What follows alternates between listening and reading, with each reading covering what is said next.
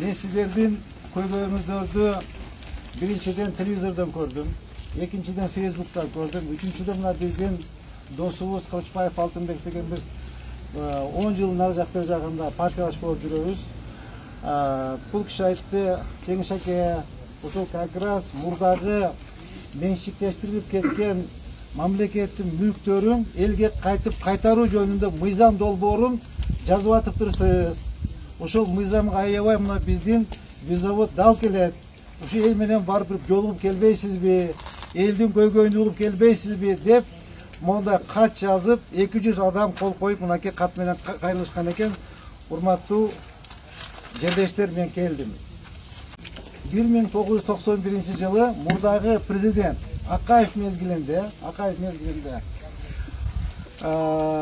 7 август жана 20 декабрда ошол президенттин жарлыгы чыккан. Мамлекеттин мүлктөрүн массалык түрдө менчиктештирүү боюнча. Ошондо мамлекетибиз боюнча 6800 ишканалар, мекемелер приватизация болуп кеткен. Анын ичинен 135 завод, 127 комбинат, 47 фабрика болгон. Аларды ким алган? Алардын баарын жүүлүктөр алган. Жалаң афристер алган. Ошол жерде Акаевдин тегерегинде жүргөн пахтакорлор алган. Ошол жерде жана Равшан Жээнбеков, Кубанычбек Жумалиев, Эмил Узакбаев деген жүүлүктөр алышкан бардыгынча. Мына ошол жерде ошо акабыз болот, аба сагаттан туура айттыңыз. Ошо киши алган. Бул бардыгын кайта элге кайтарып бериш керек. Мен ушул жөнүндө мыйзам жазып атам.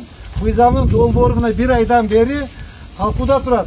Мынакей октябрдын 1-нен баштап Жогорку Кеңешке комитетте карайбыз.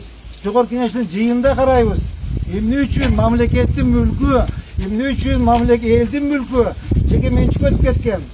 5 миллион калктын байлыгын 6800 киши бөлүп алган. Бу жерде мамлекет 1 тыйын дагы пайда көргөн жок. 6800 жүүлүк пайда көрдү. Ошол жерде бардык афристер, завод, фабрикаларды менчиктештирип алды. Ушул жерде, ушул заводдо даже bir КамАЗдын акчасын алса керек. Bir КамАЗдын акчасын алса керек. Мынакей ушул жерде ичинде талкылап баарын бүттү. Мен билемин. Бул жерден берил дегенде 2 миллион доллар пайда тапты. Бул жерди жөн эле берип койсо болуп болчу. Эми урматтуу жерлештер, мындай экен да, мыйзам деген мыйзам экен. Мен депутат болгондон катары мыйзамдын чегинде мен силерге жардам беришке аракет кылам. Мыйзам чегинде азыркы мына мыйзам долбоор өтүп калчудай болсо, бул мүлктөр заматта өтөт. Бирок жанагы кээ бир адамдар жазып атпайбы? Менчик кол тийгиз депчи. Туура. Эч кандай маселе жок. Биз бирөөнүн барып үйүн талашып, же бир машинесин талашып, алтын талашкан жокпуз. Пешинетер бир 5 коюн, бир пешинетер бир 10 коюн талашкан жокпуз. Биз айтабыз, элдикин кайтарып бер элге. Сен ушунча же ошол жерде басып жеп жаттың. Либо ушу завод кайтып иштет. 1000 деген 2000 деген кишине жумуш менен камсыз кыл. Айлык бер, пособие бер. Жок, андай жок. Только өзүн үчүн өзү байыш керек. Өздөрү бир туугандары тегерегиндеги жан жөкөлөр байыш керек. Жок, андай болбойт. Ошон үчүн мына мыйзам долбоорун иштеп чыгып атабыз. Урматтуу туугандар, мына сайттан карап тургула. Мен дагы мына катты урматтуу генерал Хамчек Дешаевке жазыптырсыңар, ал киши алды. Мен да мына катты ошо кишиге барып берейин. Ошо киши менен бирдикте чогуу ушу маселени чечкенге аракет кылайлы.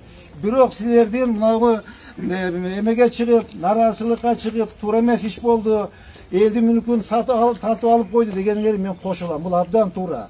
Бул элдин мүлкү, элге иштеш керек.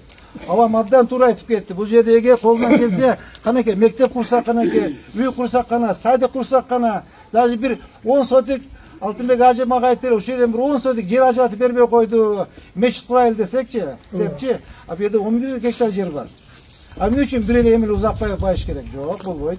Элдин мүлкүн элге бериш керек.